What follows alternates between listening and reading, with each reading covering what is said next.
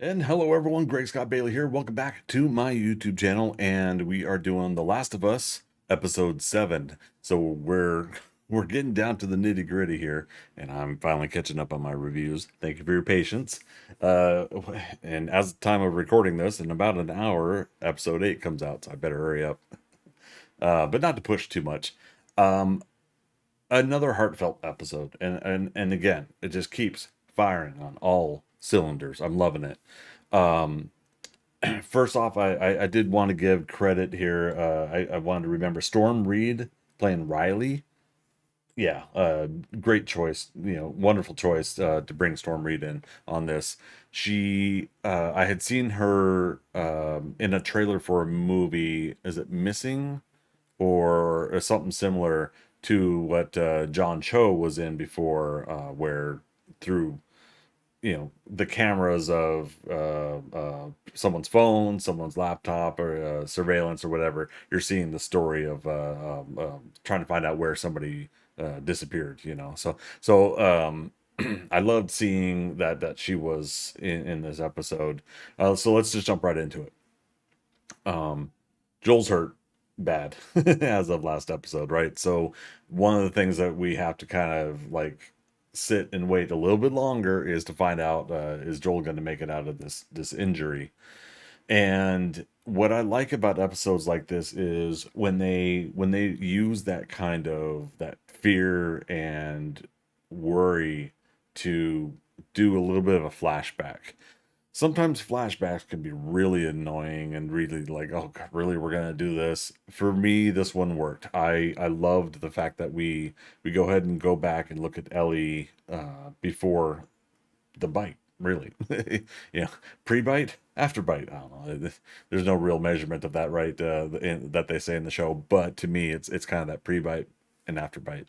So seeing her in kind of this academy, this Fedra academy, and the life that she had before, she already had kind of her own world, her own idea of things, kind of world. But then we find out through this bully picking on her that she had a friend that is no longer around at the time that usually stands up for her. But then all of a sudden she proves that wrong, and she decks the the other kid that's giving her grief. So that leads us to what I think is a really interesting situation, a conversation, should say, with was it Captain Kwong, with Fedra, who at this academy is saying, "Look, I can't discipline you like the way we discipline anymore. It's not doing anything." So he tries the other approach. He tries conversation about, you've got two choices of where you're going to go in life. And it seems interesting because I always like these stories, and it makes me think back sometimes when I was 16 or so. And sometimes you do kind of sit there and you go these are kind of the two different paths that one could take that could lead towards betterment in life and lead towards, your life just really going nowhere. And I like that, according to Captain Kwong and the Fedra standards, Ellie was choosing the right path. Go ahead and become a Fedra officer in due time and a leader, and choose that path of life. It is really interesting because you see that she makes that choice. In some stories, you get the character that's just like, I guess I'm not going anywhere in life, and then magically something happens, and their life does go somewhere. This seems to be that opposite of where they said, okay, fine, I'm gonna do this. And what happens? Well, that night Riley comes back. Again, Storm Reed's character, Ellie's friend, Ellie's I guess bunkmate with the room there. And I kind of I laugh at the God, the hand over the mouth scaring her, like somebody's coming in to get her or something like that. Like that's really your great idea. But it shows that it's that kind of dynamic, that's the sense of humor, or that's the, I guess, the thing between the two of them. But man, I would have decked somebody if they did that. I like. I like their dynamic right off the back because they have this good back and forth. And this is what we like about Ellie in the first place with Joel, is that there is a good back and forth. Ellie can bounce off of Joel's banter and the harsh criticisms and instruction. But at the same time, Ellie also responds in kind to the right moments of lesson and learning. And I feel like with Riley, there is that kinship, that friendship, with Riley, not kinship. Um, so I don't know, like right off the back, you see how well they work together. I was already saying, God, this is gonna be tragic, isn't it? I mean, we already kind of know, but we got to go through the motion with them. So, aside from them being loud on the rooftops, I don't know how they didn't get discovered there. It's nice little slow build up. You see them kind of reconnecting a little bit. They're finding out a little bit of story. You're finding out that, you know, apparently Riley is been inducted into the Fireflies, the Resistance, well enough to have a firearm and to be trusted to be out on her own. So this is a really interesting scenario of her going back and seeing Ellie. But then we find out like that this whole adventure that she's taking Ellie on is this real sweet moment of here's gift number one, gift number two, gift number three. And it was a way for a character to basically do something nice for someone they care about because they have a feeling they're never going to see this person again. And they want to do that one more nice thing. And I understand Ellie's counter to that, which is I was already hurt and letting you go and moving on, so to speak. I don't think she was really moved on. If she wasn't at that stage yet, I don't think. But you say it when you're hurt and you're in that moment with a friendship or a relationship breaking. You do still try to say that because part of you is trying to convince yourself that you've moved on too. But yeah, I like that they just had this emotional back and forth. And real quick, the mall, the set for the mall was beautiful. I love the lighting. I love the shops. It took me back a little bit to late 90s, early 2000s. Gosh, I actually don't know when the last time I've actually been in a shopping mall. Now that I think about it, it probably has been 20 years. Nah, maybe 15. But no, it was a wonderful set. I really like the way they put this together. And there's still there's something about this entire show, how wonderful I feel that they've done with if you didn't live in an era and you didn't live around conveniences and things that were around at the time, you're not going to have that common knowledge. So what was the print screen comment?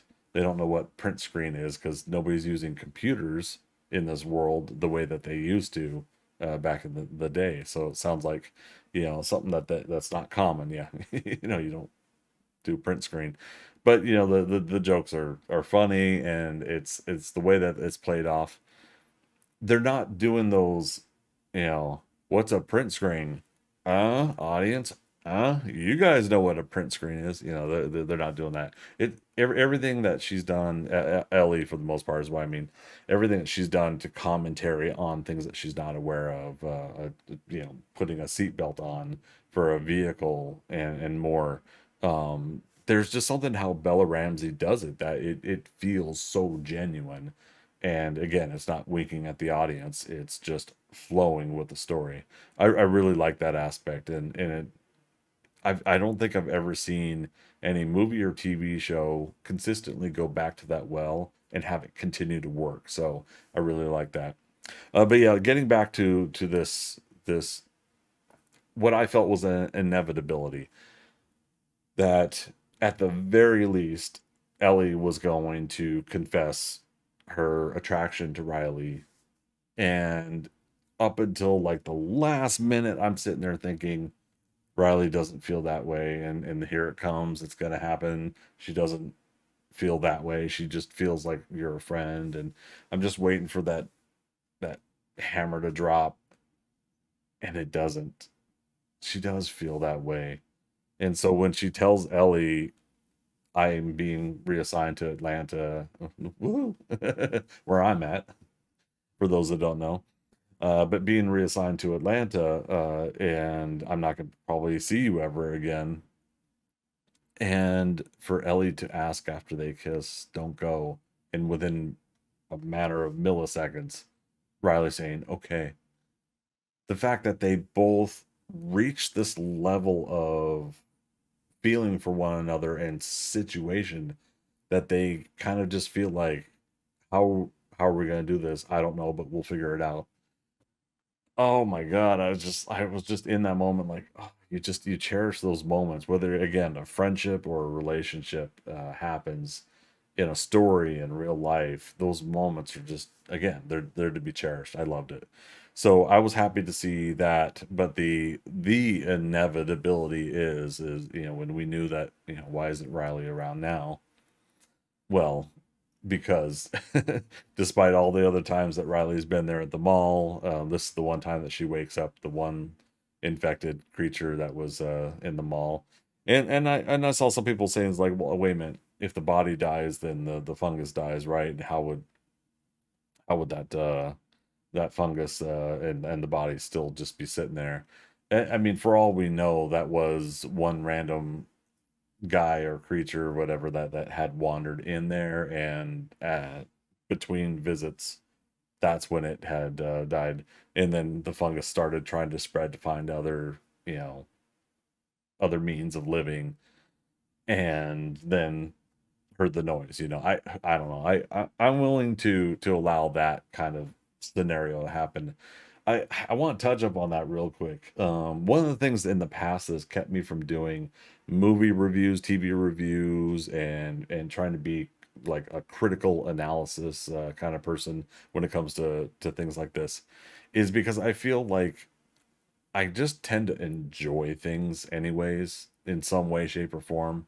And I feel like way too many people get worried about the logical and technical aspects of things. If something doesn't work for somebody, it just doesn't work. But I feel like sometimes people feel like they have to have something critical to talk about. And I'm hoping that you guys understand, like when I'm talking about this stuff, I'm genuinely expressing how I feel about something. I'm really, I don't feel like and there's any need to overhype something, to overdo it. Maybe once in a while I'm gonna find a way to title one of these videos that'll have a little bit of a clickbaity kind of feel to it, but I just don't feel comfortable doing that outright. So I just want to touch on that real quick. Like I've seen some things about The Last of Us and some of the other shows I'm doing reviews on where people seem to kind of really be stretching for things to be critical about. But in the end, if it doesn't work for somebody, it doesn't work, and I can't blame anyone for that. Is just the feeling. It feels like people are just like, okay, we gotta find something we don't like about this. I'm enjoying every episode of this show, and I think some people do want the maybe a little bit of the Walking Dead feel. Maybe they want to have action and fighting against these creatures every single episode. I don't.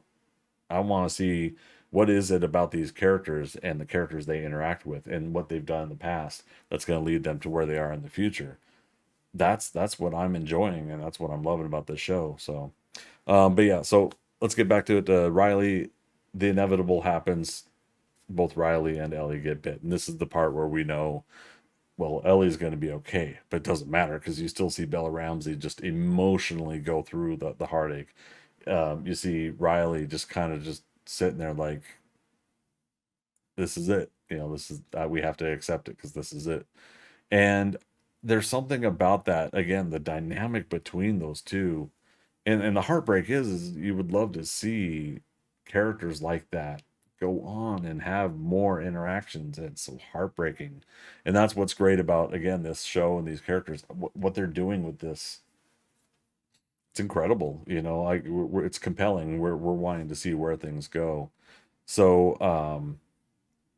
In the end, you know, it was nice to see the Mortal Kombat arcade. God knows I put so many quarters into Mortal Kombat 2 when I was younger. It was nice to see that. It was very nostalgic there. It was great to see him play that. It was nice to see the different interactive areas of the mall. The moment that they had where Ellie sees the pipe bombs and Riley has to explain it. There's a really wonderful juxtaposition here between a kind of a government led group and a resistance led group where inevitably it almost seems like it doesn't matter who is right or who is wrong, because at some point in all the fighting and all of the back and forths, you know, these people bomb this thing, these groups of military folks go too far, you know, all these different things. It doesn't matter anymore who started it or who's right or wrong, because in the end everybody's just fighting for the sake of fighting. And I think that is one of those inevitabilities that maybe even subconsciously characters like this tend to talk about. You know, Bella Ramsey playing Ellie, Belly, I think some people were saying. But Ellie is aware of that. I think even in the subconscious sense of like ultimately who really is right here. You know what is really truly wrong with Fedra if people are kept safe and in order and in control. And then for Riley, you know, what is the safety of this group if it means that they control what everybody does and says. And I get both sides of that. There is just an incredible amount of back and forth that can go on that discussion. But I like the fact that we get both these characters interacting with that. And what I love is when they both admit that they care emotionally, and they have feelings for each other. They both admit that it feels like both groups that they're a part of are put to the side and it's just them. And I love that. I love that about characters that can think come to that point.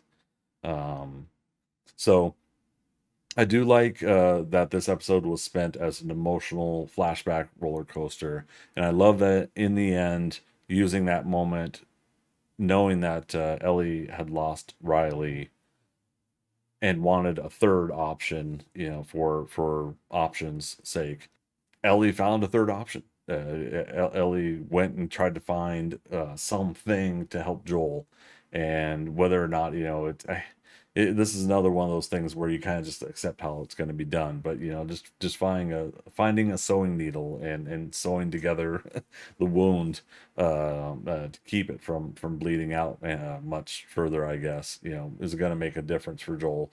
Again, as far as the TV show goes, real life, I have no idea if that would even work, let alone it wouldn't be sterilized. You know, I don't know how the heck they would get away with that. But again, you can accept stuff like that, I think, in a story if the story itself is just compelling enough to get you going through these stages. So I'm fine with that. So um, I feel like for this scenario, Joel's going to make it through, and that makes me happy. But where things are going to go from here, I have no idea because now Joel's really injured, and Ellie's got to be able to take care of both of them. So we'll see what happens in episode 8. And again, that happens in about a half an hour, technically, while I'm recording this.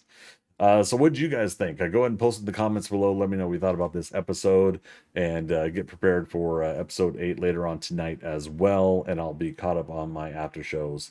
If this is your first time at my channel, don't forget to subscribe. Click that bell notification if you want to get notified every time I post new videos. Click thumbs up if you liked the video. Click thumbs down if you didn't like the video. That's all right.